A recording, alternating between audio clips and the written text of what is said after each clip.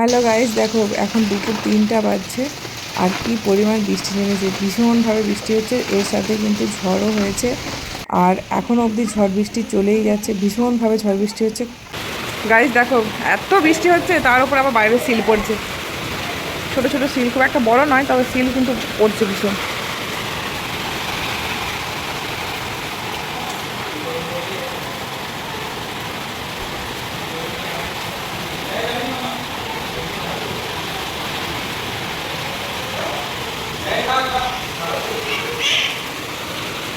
Hello everyone, জাবাস লাইফস্টাইলে তোমাদের সকলকে অনেক অনেক স্বাগত, অনেক অনেক ভালোবাসা জানাই। একটা লম্বা ঝড় বৃষ্টির পর তোমাদের সামনে এলাম। তো কী পরিমাণ ঝড় বৃষ্টি হয়েছে তোমরা তো সেটা দেখলেই।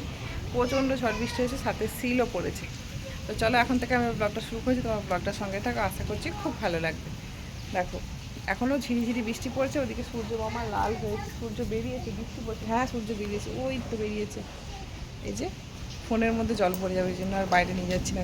গুড়ি গুড়ি বৃষ্টি পড়ছে। মাম্মা বেশ কয়েকদিন ধরে ওর এত ঠান্ডা লেগেছে, তো আজকে থেকে প্রচুর সর্দি, ডাক্তারখানা নিয়ে যাওয়ার কথা। তো এটাও ভিজছে। আর ওদিকে সোনামা, চলে এসো চলে এসো চলে এসো চলে এসো চলে এসো, ঠান্ডা লেগে যাবে। চলো নিচে যাই, নাহলে ও আর আসবে না। আর তোমরা ব্লগটার সঙ্গে থাকো, আশা করছি খুব ভালো লাগবে। চলো এখন নিচে যাই। শুভ সন্ধ্যা গাইস, দেখো সন্ধ্যাবেলা এখন রান্নাঘরে চলে এসেছি।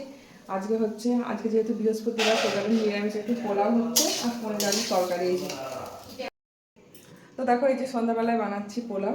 এতক্ষণ ধরে কারেন্ট ছিল না, 2 ঘন্টা কারেন্ট অফ, এই মাত্র কারেন্ট এলো, তাই ভিডিও অন করলাম। আর বেশ রাত্রিও হতে চলেছে, 8টা বাজতে যাচ্ছে, তাই রান্নাটা বসিয়ে দিয়েছি। ভাবলে পড়া হতে করতে আমার নিজে রান্নাবান্না কমপ্লিট হয়ে যাবে। এই যে দেখো, পোলাওয়ের চালটা এখন ভাজছে, আর এটা গরম জল করে নিয়েছি। আজকে তো বৃহস্পতিবার নিরামিষ, সেই কারণে পনিরের তরকারি আর পোলাও হচ্ছে। গাইস দেখো, পোলাওটা এই অবধি হয়েছে, একটু বেশি সেদ্ধ হয়ে গেছে মনে হচ্ছে। আর পনির আলুর তরকারিটা এখন হচ্ছে। এতক্ষণ ধরে তো তোমরা ঝড় বৃষ্টি খাওয়া দাওয়া সব কিছুই দেখলে। এবার দেখো, পরদিন সকালবেলায় আমরা এসিটা সার্ভিসিং করছিলাম। আমরা মানে তোমাদের দাদাভাই এসিটা সার্ভিসিং করছিল। আর এই রুমের এত জামা কাপড় কেন বলো তো? তোমরা হয়তো কেউ কেউ গেস করতে পারছো, কারণ টাইটেল থাম্বনেলে আমি দিয়ে দিয়েছি। তো আর কি, তো আমি বলছি। তার আগে চলো এই ঘরটা ভালো করে পরিষ্কার করে নিই। শুধু এই ঘরটা না, পুরো দোতলাটাই পরিষ্কার করতে হবে। প্রচণ্ড ঝুল হয়েছে, আর এসিতে একদম হাওয়া হচ্ছিল না, ঝুল জমেছিল। সেই কারণে তোমাদের দাদাভাই এসিটা সার্ভিসিং করছিল, আর আমি এদিকে গোটা ঘরটা পরিষ্কার করে নিচ্ছিলাম। আমি যতই ঘর পরিষ্কার রাখার চেষ্টা করি, ততই যেন আমার ঘর নোংরা হয়। এদিকে 3টে বড় বড় জানলা, তারপরে তো এই রাস্তার পাশে বাড়ি, সেই কারণে মনে বেশি ধুলো পড়ে এত। আর তারপরে সামনে তো বড় বড় মিল আছে, এই কারণে না ভীষণভাবে আমাদের ঘর নোংরা হয়। জানলা খুলে রাখার উপায় নেই, একেবারে প্রচণ্ড ধুলোবালি ঢুকে যায় ঘরে। তো যাই হোক, ঘরটা পরিষ্কার করছি এখন। আর তোমাদের দাদাভাই এদিকে এসিটা সার্ভিসিং করা হয়ে গেছে, ওকে বললাম বারান্দার ঝুলগুলো ঝেড়ে পরিষ্কার করে দিতে। আর আমি এদিকে আমাদের এই ছোট্ট আলমারিটা পরিষ্কার করছি। দেখেছি আমার মেয়ে দুষ্টুমি, যদি ওর হাতে কালার পেন্সিল থাকে ও তাহলে দেওয়ালে লাগাবেই। এখন ওই আলমারিটায় লাগিয়েছিল, ওকে তো ঘষে টষে ভালো করে পরিষ্কার করেছি। দেখা যাক আবার কদিন পর যদি ওর হাতে কালার পেন্সিল থাকে, ও কোথাও না কোথাও একটু দাগ করবেই। তো যাই হোক, দেখো ঘরটা মোটামুটি পরিষ্কার হয়ে গেছে। এবার একটু ভালো করে ঝাঁট দিয়ে নিতে হবে। কাজের দিদি কাজ করে যায়, কিন্তু এতটা ভালো করেও করে না, কেন জানি না। আমরা এত বছর ধরে কাজের লোক নিয়ে কাজ করি, কিন্তু খুব একটা স্যাটিসফাই হতে পারি না। ওই যে বললাম, খুব একটা শরীর সাথ দেয় না। তো এই কারণে না আমাদেরকে কাজের লোক রাখতেই হয়। কিন্তু আমার মনে হয় রাখাও যা, না রাখাও তাই। নিজের হাতে কাজ করলে বেশি পরিষ্কার থাকে ঘর দুয়ার। দেখেছো, এত পরিষ্কার করা হয়, তাও ঘর থেকে কত নোংরা বেরিয়েছে। তো মাঝে মধ্যে বাচ্চারা তো খাবারের প্যাকেট ওপরে নিয়ে চলেই আসে, আনতে দিই না, যতটা পারি চেষ্টা করি ওদেরকে নিজে খাওয়ানোর, কিন্তু তাও মাঝে মধ্যে একটা দুটো প্যাকেট নিয়ে চলেই আসে ওরা। যাই হোক, ঘরটা দেখো পরিষ্কার করে ঝাঁট দিয়ে নিয়েছে। আর আমি গরমে পুরো ঘেমে স্নান করে গেছি, এত গরম ছিল সেদিনকে না। তো যাই হোক, গরম তো আর কি করা যাবে, বাড়ির কাজ তো করতেই হবে। আর যেহেতু আমরা বেশ কয়েকদিন থাকবো না, সেই কারণে ঘরটাকে ভালো করে গুছিয়ে দিয়ে যাব। আর এদিকে তোমাদের দাদাভাইকে বললাম ওই চাদরটা চেঞ্জ করে দিয়ে একটা পরিষ্কার চাদর পেতে দাও। কাঁচা চাদর দেখো পেতে দিচ্ছে ও। আর আমি এদিকে ঘরটা ভালো করে মুছে দিচ্ছি। আর ওই মোছাগুলো দিয়ে মুছলে না খুব একটা পরিষ্কার হবে না, সেই কারণে আমি ওই ছোটো কাপড় দিয়ে নিজে নিজে হাত দিয়ে ভালো করে পরিষ্কার করছি। যেহেতু ঘরটা ভালো করে পরিষ্কার করা হয়েছে, আর ধুলোগুলোও কিন্তু যাতে ভালো করে পরিষ্কার হয়, সেই কারণে আমি দেখো হাত দিয়ে লেতা চেপে চেপে ঘরটা দেখো পরিষ্কার করে নিচ্ছি। ওই ঘরটা পরিষ্কার হলে আমি কিন্তু স্নানে যাব। এরপর তোমাদের দাদাভাইয়ের স্কুল আছে, বাবিনের স্কুল আছে, আর আজকে স্কুলের লাস্ট দিন। আজকের দিনটা স্কুল হই কিন্তু ওদের ছুটি পড়ে যাবে গরমে। তোমাদের দাদাভাইকে তো যেতেই হবে, আর বাবিনকেও জোর করে পাঠিয়ে দিলাম। বললাম ও যেতে চাইছিল না, যেহেতু রোদ গরম ভীষণ, আমি বললাম যে আজকের দিনটাই তো লাস্ট, এরপর তো ছুটি পড়ে যাবে, যা স্কুলটা থেকে ঘুরে আই আর স্কুলের টাস্কগুলোও নিয়ে নিতে পারবি। ঘর তো আমার পরিষ্কার হয়েই গেছে প্রায়। এদিকে এক কাণ্ড হয়েছে, যেহেতু তাড়াহুড়ো করে কাজ করছি সকাল থেকে, দেখো এদিকে রিং লাইটটা গেছে ভেঙে। কয়েকদিন আগে ফোন রাখার ট্রাইপডটাও ভেঙে গেছে। তো তোমরা দেখলেই সেই ভাঙা ট্রাইপডগুলো আমি খাটের নিচ থেকে বের করলাম, তো সবই ভেঙে গেছে। কী আর করা যাবে, আবার নতুন নিতে হবে। তো দেখো তারপরে স্নান টান করে আমি চলে এসেছি, ঘর পরিষ্কার হয়ে গেছে। এদিকে বাবিনকে স্নানে পাঠিয়েছি, এ দেখো স্নান করে ও স্কুলের ড্রেসও পরে নিয়েছে। এখন যাবো নিচে যেয়ে ওদের কাকে খেতে দিয়ে দেবো, তারপরে কিন্তু আমি পুজো করব। তো চলো, এবার তো সমস্ত কাজবাজ কমপ্লিট হয়ে গেছে। এখন তোমাদেরকে এবার আমি বেড়ানো নিয়ে কিছু কথা বলি। তোমরা অলরেডি টাইটেল থাম্বনেল দেখে বুঝেই গেছো যে আমরা বেড়াতে যাচ্ছি।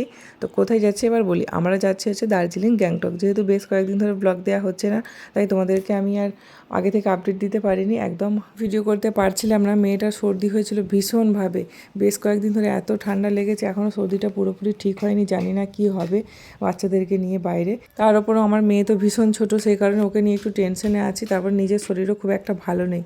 তো যাই হোক, দেখো এদিকে আমার ছেলে কাণ্ড বাঁধিয়েছে, নিজের এই যে জমানো ঘরটা ভেঙে ফেলেছে। ওকে বারণ করেছিলাম যে ওর জমানো ঘর ভাঙার কোনো প্রয়োজন নেই, ও তাও শুনলো না। মা ভাঙবো বলেই যায় সকাল থেকে। তো দেখো ফাইনালি ঘরটা ভেঙে ফেলেছে। আর ওর 1,500 টাকার মতো হয়েছে, ও জমিয়েছে। আসলে ওই টাকাগুলো না জমানো হতোই না, ও প্রত্যেকটা দিন ওই টাকাগুলো দিয়ে খাবার খেয়ে নিত দোকানে গিয়ে। আসলে এবার ও তোমাদের দাদাভাই ওকে বলেছিল যে খুব তাড়াতাড়ি আমরা বেড়াতে যাব, তুই টাকাগুলো জমা, সামনের বছর আমরা বেড়াবো। ও কিন্তু এটা 1 বছর ধরে টাকাগুলো জমিয়েছে। এর মাঝখানে অবশ্য বের করে খেয়েও নিয়েছে। আসলে বাচ্চা মানুষ তো খাবার দাবার দেখলে যতই ওদেরকে কিনে দেওয়া হোক, আর যেহেতু আমাদের বাড়ির সামনেই দোকান, ওই জন্য মাঝে মাঝে বের করে নিয়ে কিন্তু দোকানেও যেত। তারপরে দেখো তোমাদের দাদাভাইয়ের একটা প্যান্ট নেওয়ার ছিল, আর আমি একটা চুড়িদার নিতে এসেছিলাম, দুজনেই এসেছিলাম। তো এসেছিলাম হচ্ছে বাজার কলকাতায়। তোমার দাদাভাই যে প্যান্ট দেখছিল, তো সেটারই একটুখানি ভিডিও ক্লিপিং তোমাদের সাথে শেয়ার করছি। যেখানেই যাই না কেন, কবে থেকে কেনাকাটা করছি, কেনাকাটার আর শেষ হয় না। তো তারপরে দেখো রাত্রেবেলায় ফিরে এই যে সমস্ত ফাইনালি প্যাকিং করব এবার। তোমাদের দাদাভাইকে বলেছি ওর আর বাবিনের একটা আলাদা ব্যাগ করতে। অবশ্য আমাকে বলতে হয়নি, ওরা নিজেরাই করেছে আলাদা আলাদা। যেহেতু আমার আর আমার মেয়ের একটু বেশি জামা কাপড়, সেই কারণে বড় ট্রলিটা আমরা নিয়েছি। আমার আর আমার মেয়ের জামা কাপড় থাকবে, আর এই ছোটো ট্রলিটার মধ্যে ওর আর বাবিনের থাকবে। আসলে একসাথে জামা কাপড় নিলে কি হয়, যতই ওদের জামা কাপড় সামনে ভালো করে গুছিয়ে রাখি না কেন, ওরা চোখের সামনে জিনিসটাগুলো দেখতেও পাবে না, খুঁজেও পাবে না, উল্টে গোটা ট্রলি পুরো একদম ঘেঁটে করে দেবে। যেই কারণে ওদের আলাদা ব্যাগ হয়েছে এবারে। আর যদিও যেহেতু এবারে বেশি দিনের ট্যুর, একটা ট্রলিতে তো হবেও না, তো তাই 2টো ট্রলি নেওয়া হয়েছে। আর একটা ঘটনা তোমাদেরকে বলি, কাশ্মীরে যে ঘটনা ঘটেছে তা তোমরা সকলেই জানো। তো আমরাও তো যেহেতু বাইরে যাচ্ছি, সবাই বাড়ি থেকে একটু আপত্তি আছে। তো মানে খুব একটা ফ্রি মন নিয়ে যেতেও পারছি না, জানি না কি হবে। মাকে ডেকে যাচ্ছি, যা হবে। তো যেহেতু টিকিট কাটা হয়ে গেছে অলরেডি, টাকা প্রায় পেমেন্ট হয়ে গেছে, ফুল পেমেন্টের কাছাকাছি হয়ে গেছে। তো টাকাটাও বড় কথা নয়। তো আমরা খোঁজ খবর নিয়েছি যে কোথাও কোনো ঝামেলা হচ্ছে কি না, সবটাই খোঁজ খবর নিয়ে যাওয়াই ভালো। আর আমরা খোঁজও নিয়েছি বারবার, যাদের সাথে আমরা যাচ্ছি ওনাদেরকে বারবার জিজ্ঞাসা করা হয়েছে কোথাও কোনো ঝামেলা হচ্ছে কিনা। যেহেতু এই কদিন আগে ওরা একটা ট্রিপ করেছেন, তাই ওরা বললেন যে না, সব কিছু ঠিক আছে, সব কিছু ওকে আছে, কোনো কিছু অসুবিধা নেই। তো আমরা সেই ভরসাতেই যাচ্ছি। জানি না, সবটাই এবার মাতাজি মায়ের ওপর আমার ছেড়ে দিয়েছি। আশা রাখছি সব কিছু ভালোই হবে, ভালোভাবে আমরা যাব, ভালোভাবে ফিরে আসবো। তো চলো ভিডিওটা এখানে শেষ করছি। আর ওখানে গিয়ে আমরা কি করছি না করছি সব কিছু টাইম টু টাইম আপডেট দিতে থাকবো তোমাদেরকে, আর তোমরাও ভালোবাসা দিয়ে পাশে থাকবে। তো চলো, এখনকার মতো টাটা।